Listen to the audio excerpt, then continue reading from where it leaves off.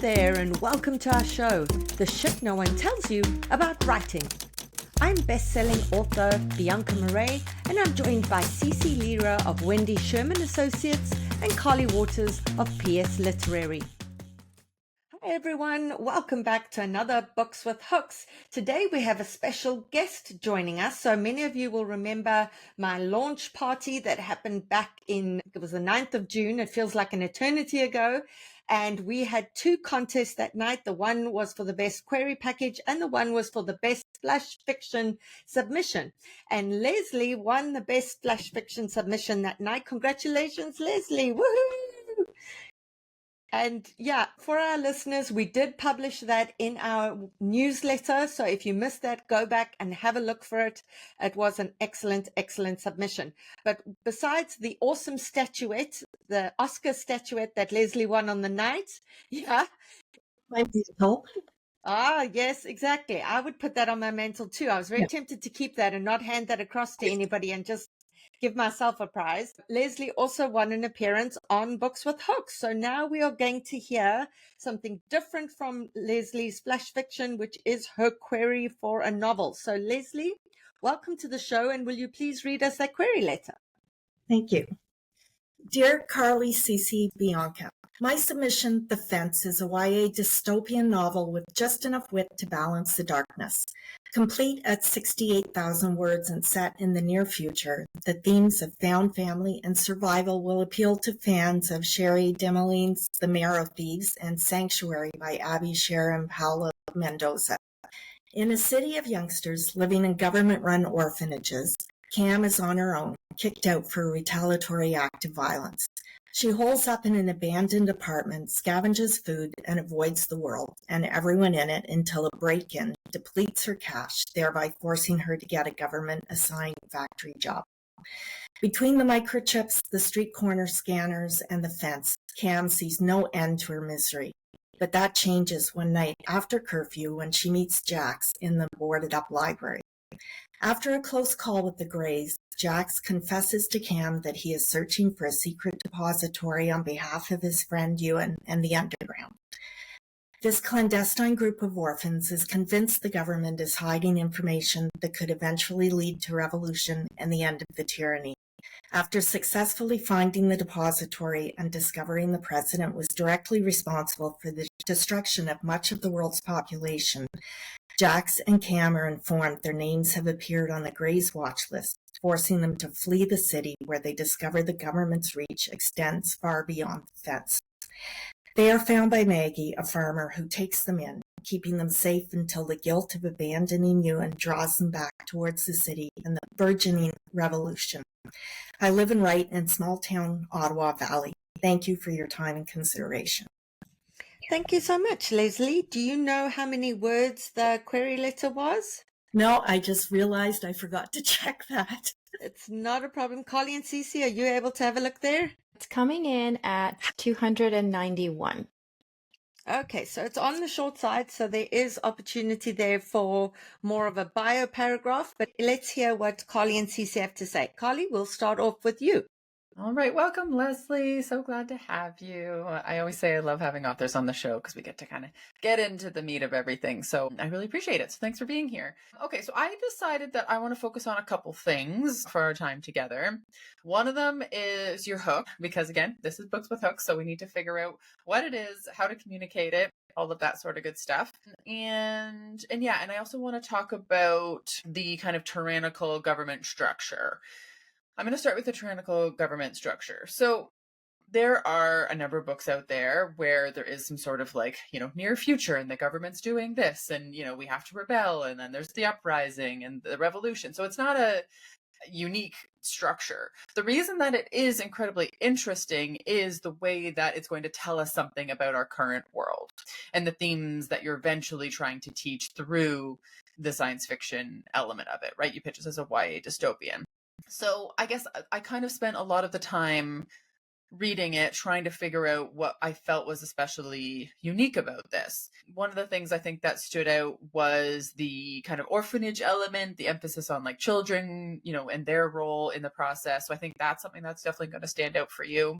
But I definitely want to get into it, obviously, after CeCe shares her notes as well, about what we can kind of pinpoint as the thing that is going to make this particular project stand out. Because, you start with an idea, you grow that idea, you write a book about it, you get really proud of it, and you're sharing with other people, which is great. And then we get to this point where, okay, now it is a product that we then have to sell and translate into hooking an agent or finding a publisher and all of that sort of stuff. So that's where we find ourselves, is the intersection of where the book is going to meet the marketplace. And so that's why I'm going to be putting emphasis on it. And it's not to say it's, not a great idea. It's figuring out like what is unique about this story and how we're going to make this story stand out and how we're going to sell this particular story. So kind of coming back to the hook. So you spend some very important real estate saying, YA dystopian novel with just enough wit to balance the darkness. I don't know what that means. So that's the place where I'm like, okay, probably need to cut that. And then you get into themes, right? Themes of found family and survival. And then you get into the comps. So I think the comps are probably pretty strong here. One of the comps that I think you could potentially use, my client, Jill Richardson, she wrote Gutter Child, which is another one where it's like children against the system. And it's a Canadian author as well. So if you haven't read that one, obviously everybody who's listening, check it out because it's a great book. But you have The Mare of Thieves in there, which is another great Canadian YA comp as well. So let's get back to the hook. So I've done this on the show before where I try to help people figure out what their hook is. And we're going to do that today, obviously to help Leslie and help everybody that is listening as well. So I'm going to go through a couple different formulas to help us figure out what our hook is. So we're going to start with what I think is usually the strongest kind of formula, which is the character goal obstacle hook. Because one of the other things that's a challenge with a pitch where we're building another world is that we have to like explain what the world is and why does this world matter and why is the reader going to care about the world that you're building and all of that sort of stuff. So I find that this one, the character goal obstacle formula, does a good job of helping us get at it. So I'll give you some examples here of what I think is a way that can really start you off on a really strong note with the query letter itself and help frame the drama that is to come. So here's one example. A loner kicked out of a government orphanage must survive on her own despite a close call with the authorities that forces her into the very system she despises. So, we're going to get into some other kind of more like twist-oriented formulas and some like more emotionally driven formulas. But that's a very straightforward formula where what is the character? What is the goal? What is the obstacle? She's a loner. She's kicked out of the government orphanage. She must survive on her own despite the close call with authorities that forces her into the system she despises. Another one, a young revolutionary must find a secret depository despite government surveillance and the ever-present danger of the Greys. That one, we got to think about whether we need to explain what the Greys is, and that is probably a note that CeCe wanted to get into in terms of her notes of like, who's the baddie? What are they doing? I can imagine CeCe's probably wanting to talk about that one. Okay, so then another formula would be the character situation complication formula. So when a break-in depletes Cam's scavenged food supply, she must accept a government job, putting her in direct conflict with the system she's trying to avoid. So that, again, creates the stakes and the tension for what's the drama between where she is and what's getting in her way. That's a really important formula. When a chance meeting in a boarded-up library reveals a revolutionary plot, Cam must choose between her solitary life and helping to uncover a secret that could destroy everything. That one's a bit vague, but you know what I'm getting at with that one. Okay, let's move on to another formula, which is the character desire conflict formula. This is what I call the in a world formula. So, when we're doing movie trailers and it's like, in a world, da, da, da, da. So in a world where government tyranny and strict surveillance reign, Cam wants to live a solitary existence, free from the system, but she finds herself entangled in a revolution.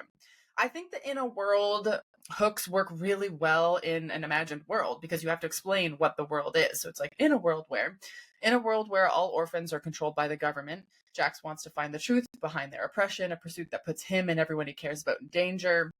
That's obviously focusing a bit more on Jax. And okay, one last one. Well, we can go do two more maybe. One last one is kind of the twist. Because I think what's important here is what's making this project stand out. And I think what we have to figure out is what is the twist in your story? Because again, why would somebody pick your project up instead of the Marrow Thieves or Gutter Child or something like that, right? Because like that's your contemporaries. So let's talk about what your twist might be. So an abandoned child who wants nothing more than to be left alone is forced into the very system she's trying to avoid, only to discover she's a key player in a revolution that will change the world. Again, a little bit vague on the key player and the change the world bit, and you can obviously figure out if you want to elaborate on that, but the only to discover part, right? That's the twist. Like, got to figure out, again, how we're going to make this project stand out. And last one, I wanted to do a more like high stakes version of this, just so you can see the difference between what we started with, which was a bit more straightforward, and a much more dramatic dun dun dun type of hook, which is kicked out and alone, a girl's desperate attempt to survive turns into a high stakes race to expose a government conspiracy that could destroy everything she's ever known. So that's the kind of hook where it's like, okay, everything she's ever known, we're flipping it. That's the dramatic stakes involved. So just wanted to run you through some of those. Obviously, I can share them with you if it's interesting, but just some different ways to think about how we can highlight what is unique about your story and how we can make that stand out. And that is it for my notes today.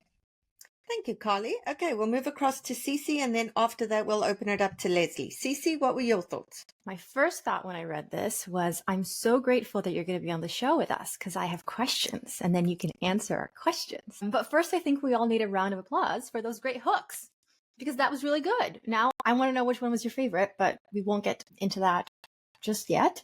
Okay, so I want to focus on the plot paragraphs. There is a lot of information that doesn't add tension, doesn't add conflict, doesn't add stakes. And the purpose of a query letter, more than anything else, is to create tension, conflict, and stakes. For example, the fact that she's holing up in an abandoned apartment, scavenging for food, avoiding everyone. Like, these are all words that you are spending to describe a situation that, yeah, makes me feel a lot of empathy for her, but doesn't make me feel curious at all, because these are just facts, facts about her life. Same with the line that reads, there's microchips, there's street corner scanners. She's miserable, essentially. Again, empathy, lots and lots of empathy, but where's the curiosity? Like, how are you going to hook us with something that happened, something that exerts power and pressure on her and, puts her in a position where she needs to take action?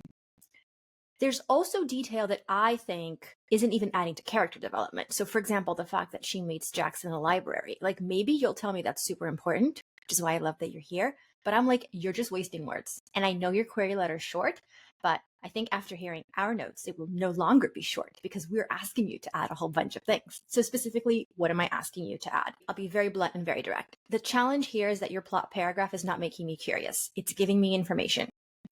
And as a human being who, this is an educational podcast. And as a human being who has an educational podcast, I'm like, lots of empathy for that. And I support the fact that you're working on this draft and I believe in you. And I have all these like nice emotions.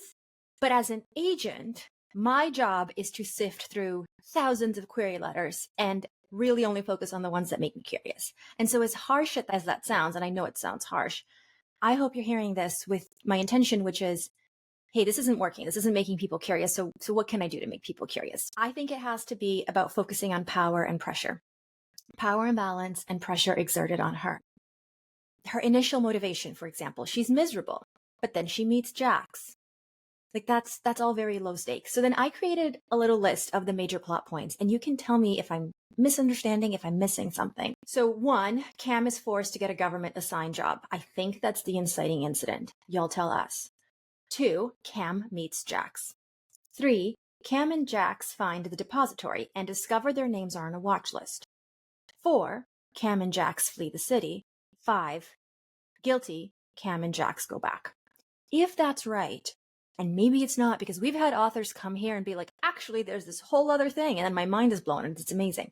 But if that's what's happening, I worry that you're framing it in a passive way. Because there's no power or pressure, no antagonistic force forcing her to do anything. She's miserable.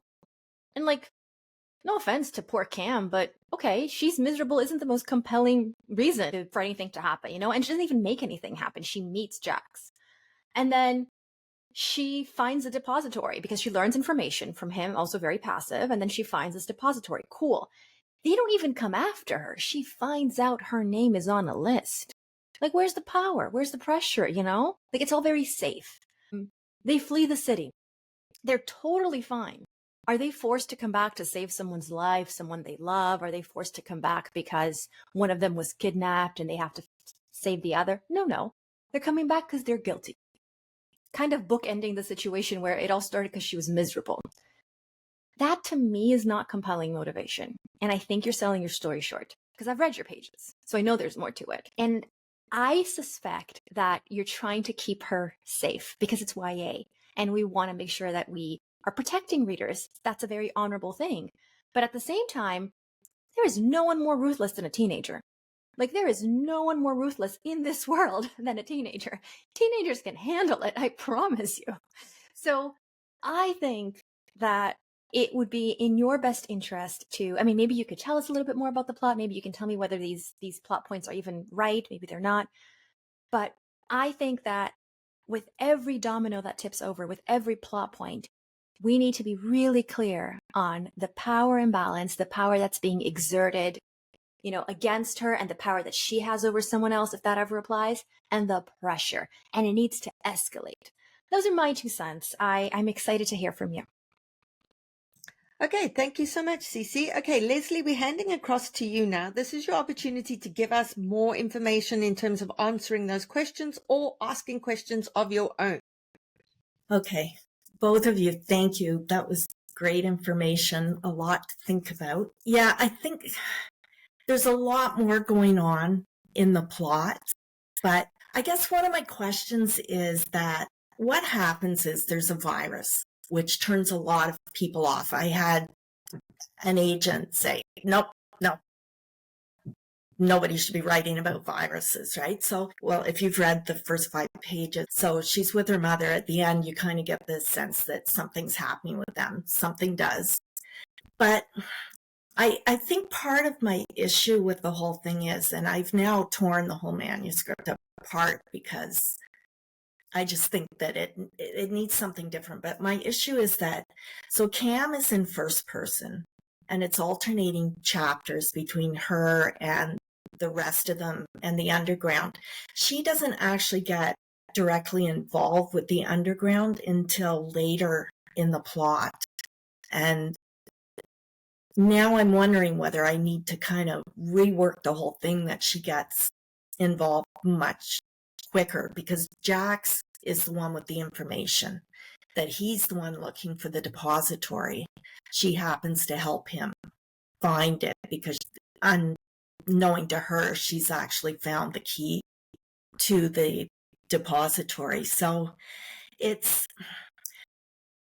you know, it's all laid out on my floor right now, and it's just because it's alternating chapters essentially, and it's like 2 completely different timelines, and I'm not exactly sure whether it's the right thing. Can I just interrupt there and ask Holly and CeCe a question about the virus aspect of it? Because hugely popular, okay, season 1, season 2 was crap, was The Last of Us, and hugely popular was the series Sweet Tooth that went on for a lot of episodes, and that was again about a virus or some kind of mutation, etc. So we're seeing people really watching things with viruses. So is it true that nobody wants a virus story before we go on with anything else? So I don't think it's true that nobody wants a virus story. I understand if someone is like, I'm not ready for that, especially, I mean, I'm assuming this didn't happen recently. I'm assuming this happened a few years ago where this agent said this to you. You can nod if that's true, or no, recently. No, it Okay. was in April. Okay. Yeah. Okay. Well, I think you're fine with the virus. And I also think that more importantly, Leslie, if there's a virus in your story, not putting that in the query letter isn't going to fix the problem if it is a problem. Like, if anyone has a problem with virus, not putting it in the query letter is not going to fix the issue. So there's really only one option here. Yeah. If your story has a virus, the virus needs to go in the query letter. And you don't even have to call it a virus if that is your issue, but I just wouldn't care at all. Like, I want an unforgettable character going on a compelling journey. And to Bianca's point, there's a lot of media out there, including books, honestly. Like, in the middle of the pandemic, Hamnet was one of the biggest books out there, and that was about a pandemic. Fair historical fiction, but and still. Station 11 yeah. Came back, and then there was Emma Donohue's think it was Fates and Furies, I think it was. So yeah. I just think Yeah. you're fine. Yeah, I think yes and no. You have a hurdle, which is a very like if an agent tells you something, it's not that they're representative of all agents, it's that it is a subset of people that are going to feel strongly about it. And so how big that subset is, it's hard to know. Every book has hurdles against it, right? For example, like, CeCe doesn't want to read about negative things happening to animals. Everybody has their own biases about like things that we do or don't want to read. One of mine is books where a television show or reality show is a big thing of the plot. We all just have these things where it's like, I can't wrap my head around that. Therefore, I'm not the right person to sell that because I can't be the right advocate for it.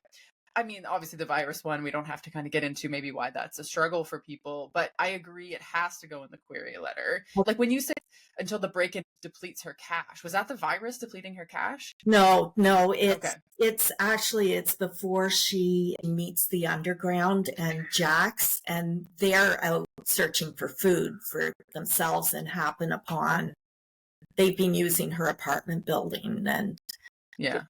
So I guess my greater question here, my global question would be like, what is it that you are trying to say about the world here? Because we got a virus, we have like, the tyranny, the government control. You're mixing up a couple different kind of like sub-genres, if you want to call it that. I guess I'm just trying to figure out what is this like unifying thing? What was the nugget of, I came up with this idea because I wanted to write this book about blank? Okay, so the tail end of the virus is the first 3 chapters or whatever. The world it's a city. Very few adults are still alive. What they discover in the depository is that the government manufactured this virus and released it in the world.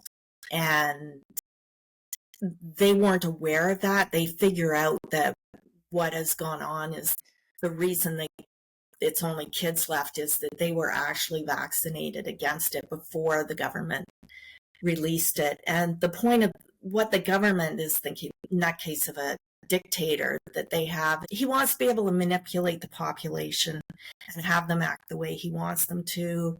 And by getting rid of the adults, he figures that he can manipulate the children and bring them up for his purposes. Okay, good. I like that. Let's run with that, right? So I like this whole there are not many adults around business, because what you say is like a city of youngsters. Like, to me, that's just, I thought you meant your book is going to have an emphasis on the young people in this city, not there are literally like 2% adult, 98% children, or you know what I'm trying to say.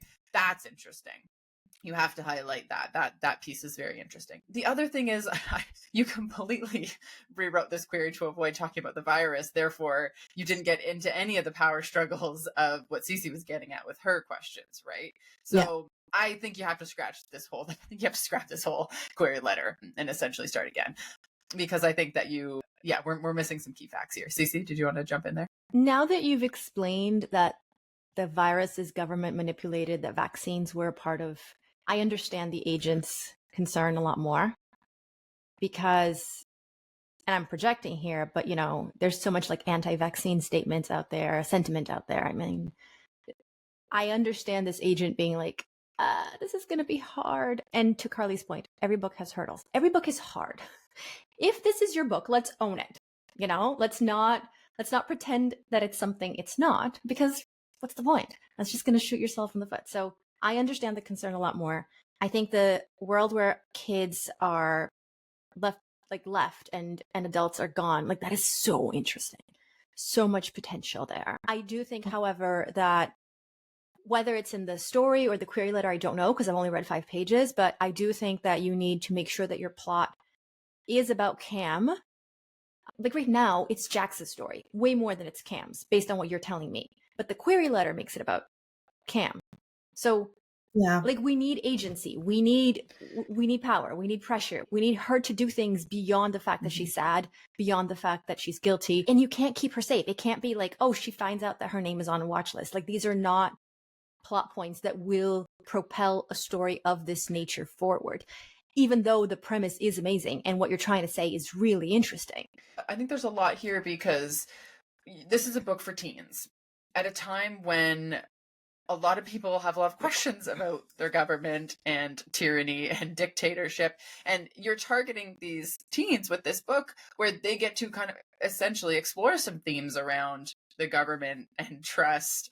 And like CeCe said, you know, this whole anti-vax movement, question mark, question mark, question mark. So there's a lot of underlying things here to get right, you know, and I think that's probably what you're struggling with. It's like, I want to, you know, get the themes right. I want to get all of this right. I also want to get this published.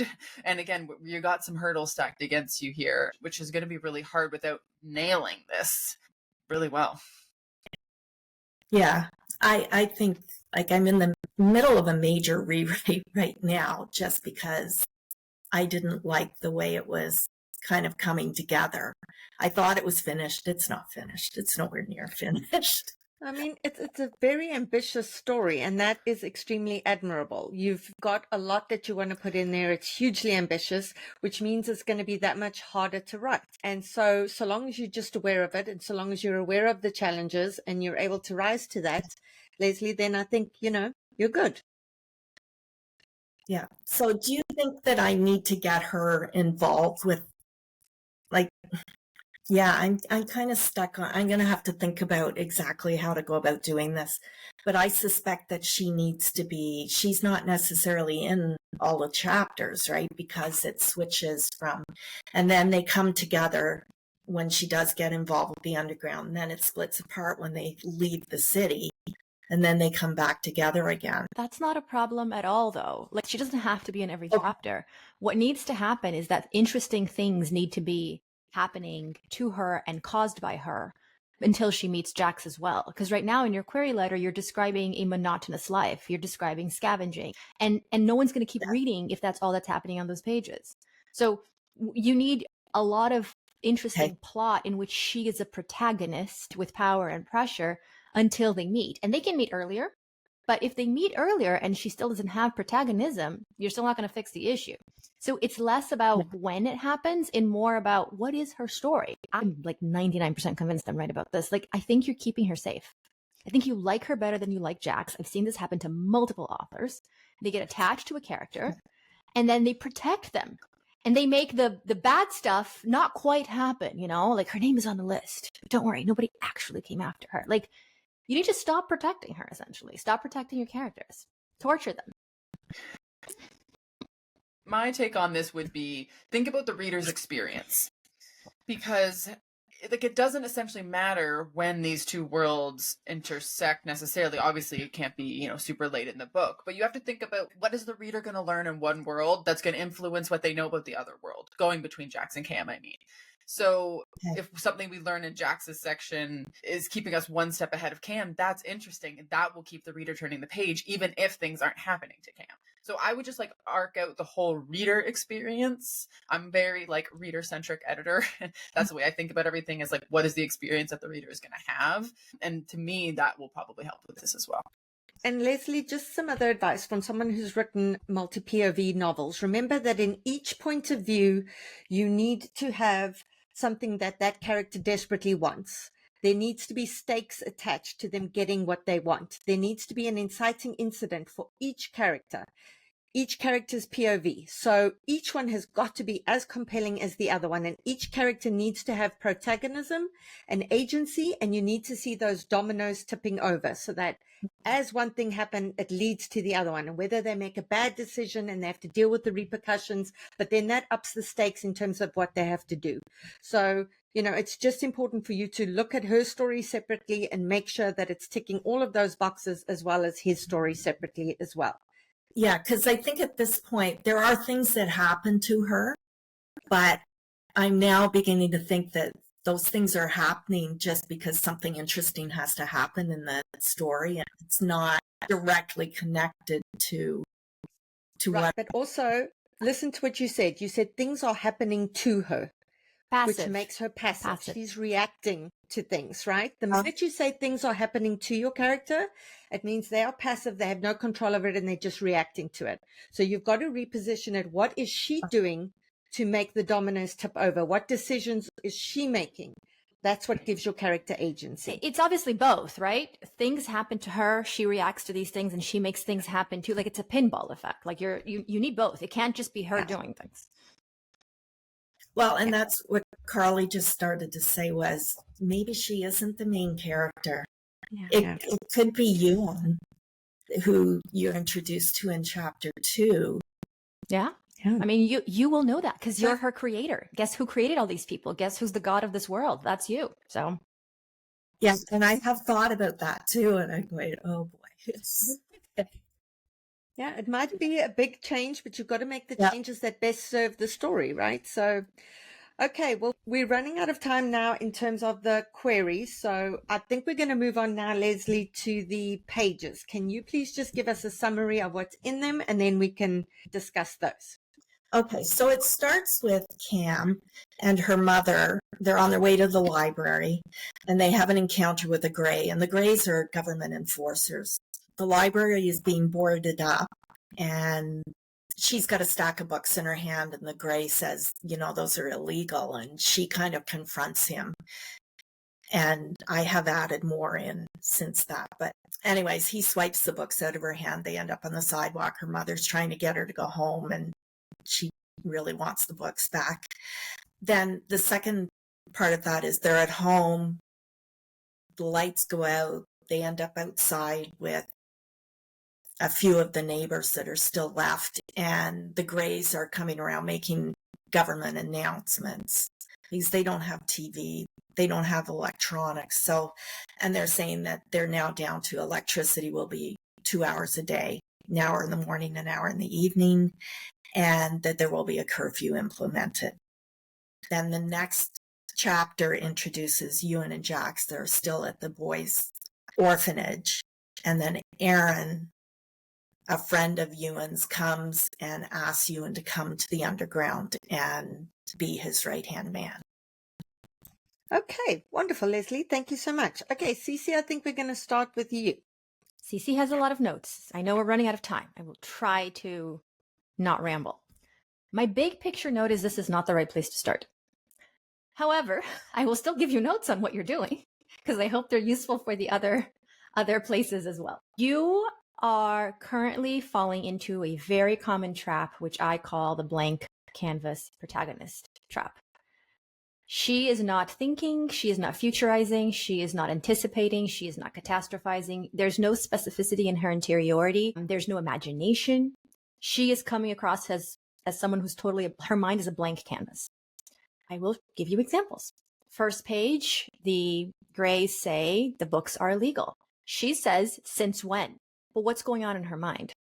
Is it typical for her to be this defiant? Is it unusual? Is she worried about her mother's reaction? Is she thinking about what the consequences are of the books being illegal? Could she go to jail? Could she be arrested?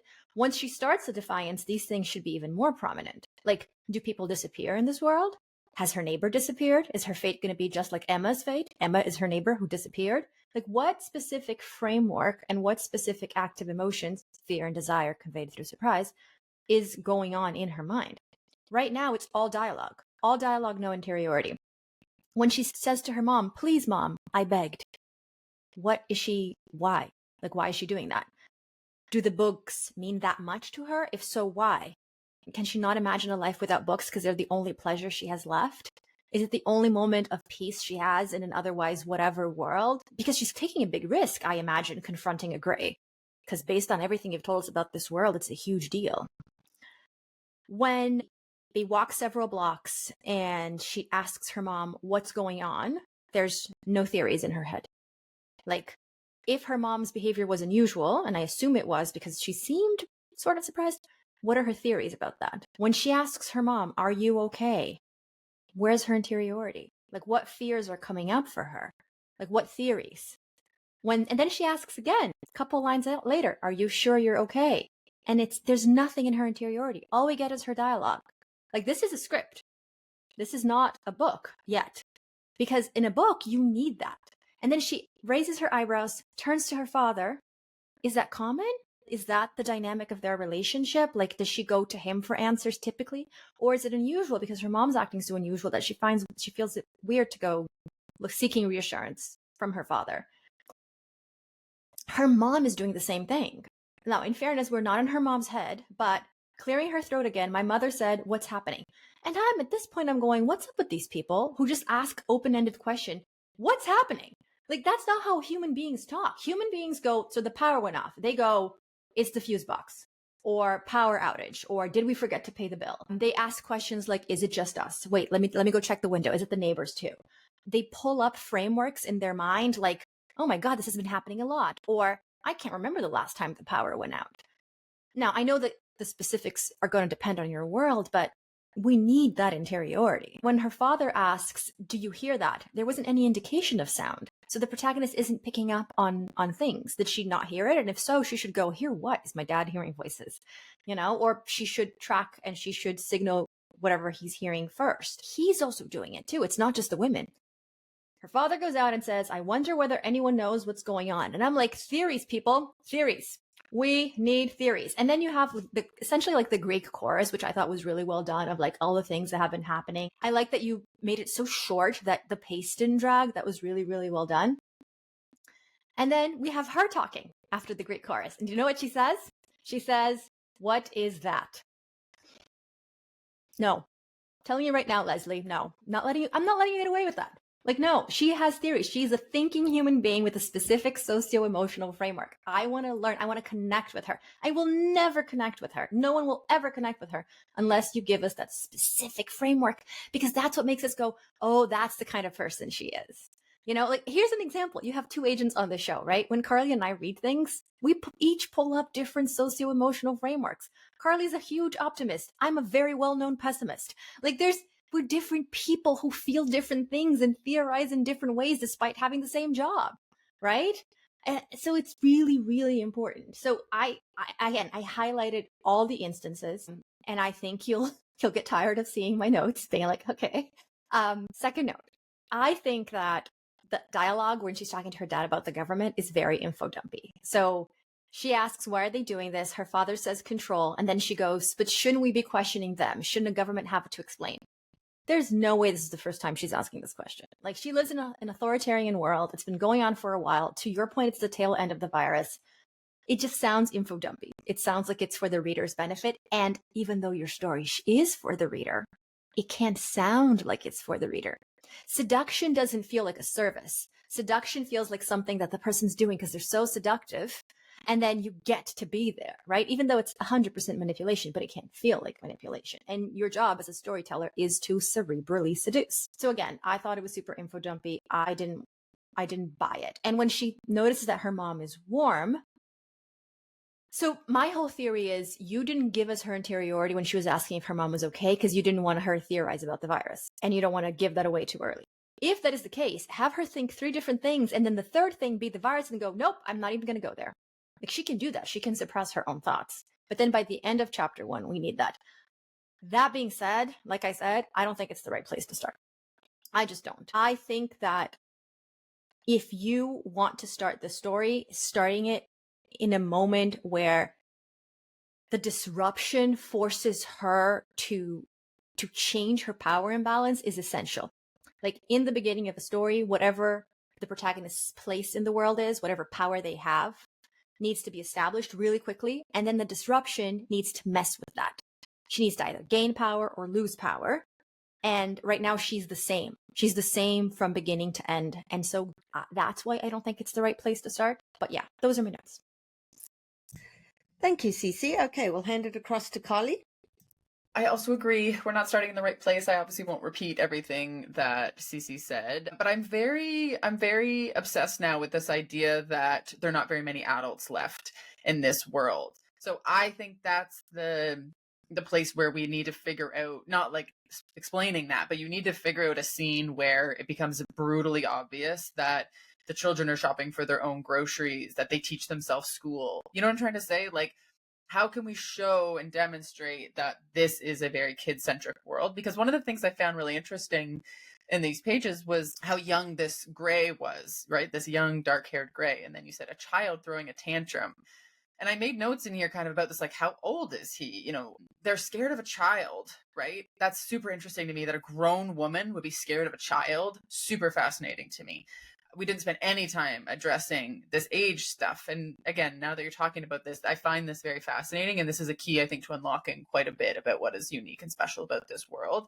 So I would figure out a way to show us how kid-centric this world is, and how this group of children, the gray children, or teens or youths, however old they are being used as a tool. And then it might be kid against kid. I don't know. I just think there's something to unlock in that about the age and how, again, these children are being manipulated on that side. I agree with what CeCe said about this like Greek chorus business. I really liked the like staccato dialogue. I felt like I was out there on the street with them, like overhearing what was happening.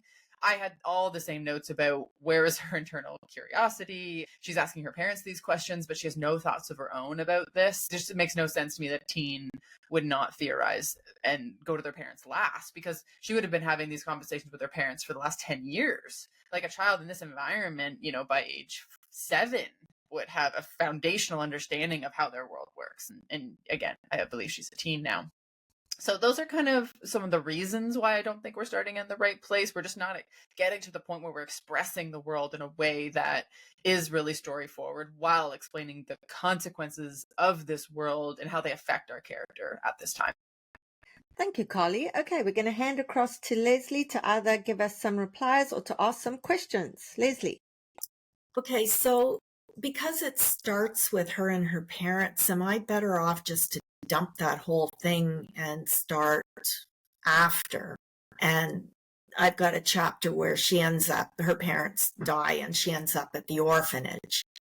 So that was super confusing to me, the fact that she's at an orphanage and then the story opens with her parents. I thought that was strange. Yeah. And that's why when I was writing those hooks, I was like, did she just abandon her parents? Did she get separated from them? I wasn't really clear on that. So if the parents do not have a central role in the story, then they cannot be in the opening scene, in my opinion, or else this is essentially a prologue, because it's a foundational moment that is kind of setting off the tone for the story of what's to come. But CeCe, what do you think? I agree. And I think that Carly's reference to Gutter Child by J.L. Richardson is the perfect novel from which to learn how to do this. So that book begins with, is it Elamina? Is that her name? I forget the protagonist's name. Arriving at what we will find out is an orphanage, but we get her active emotions first. Like, she's being driven. She's an outsider. She doesn't want to be there. She misses her mother. We find out her mother died. First, we find out she misses her mother. Then we find out her mother dies. And when she arrives, she has this on the surface warm welcome from the principal and everyone else, but she's terrified. And then the chapter ends with her walking into a room where she sees all the children with 2 X's on their hands. And she goes, no, I don't belong here. I'm not a gutter child. No explanation about the gutter system. No info dumpy dialogue about, oh, but we are here in the gutter world. Like, there's none of that. It's all the protagonist being incredibly, incredibly vulnerable and terrified, but still very active interiority, even though she says very little, but so active in the interiority. And by the end of the chapter, when we get that line that, you know, she has 1 X, everyone else has 2, that alone is already like, what the heck? What is going on? I need to know. And we see her resist. We see her be no. So I think that to me is a perfect example of a really brilliant place to start, because it just makes us so curious. Does it make me feel empathy for Elamina? Sure. But you know what? I'm not reading for the empathy, and no one out there is either. I don't care what anyone says. I'm reading for the curiosity. So is the next scene the right scene? I can't answer that. Carly can't answer that. Bianca can't answer that. No one can answer that, right? We haven't read it, first of all. Second of all, we're not the author. So the scene you need to write, whether it's choosing the next one or creating a whole new one, needs to have a disruption that really, really shifts her power. And it needs to make us deeply, deeply curious. You will know what that is when you crack it. Until then, just keep trying. Yeah, no, this is all very, very helpful. I know what I'm doing for the next 2 years of my life. Yeah, I mean, it's sometimes also so interesting to realize that someone who you thought was a main character might not actually be a main character.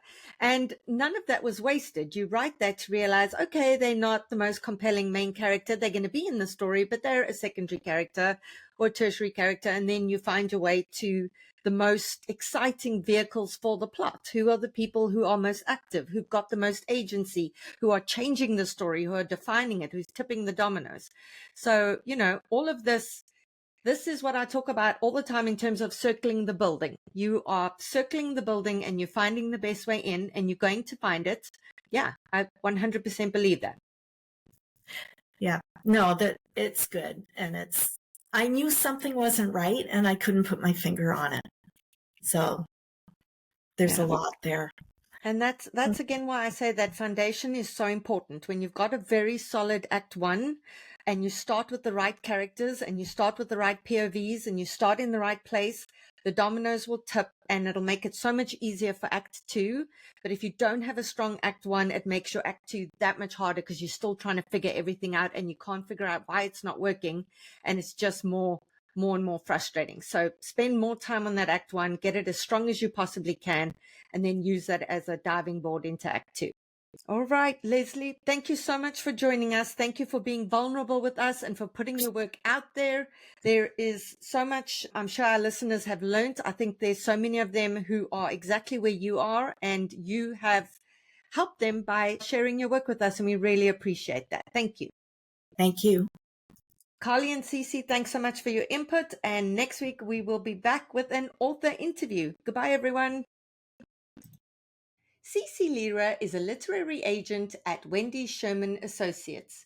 If you'd like to query CeCe, please refer to the submission guidelines at www.wsherman.com. Carly Waters is a literary agent at PS Literary Agency, but her work on this podcast is not affiliated with the agency, and the views expressed by Carly on this podcast are solely that of her as a podcast co-host and do not necessarily reflect the views, opinions, policies, or position of PS Literary Agency.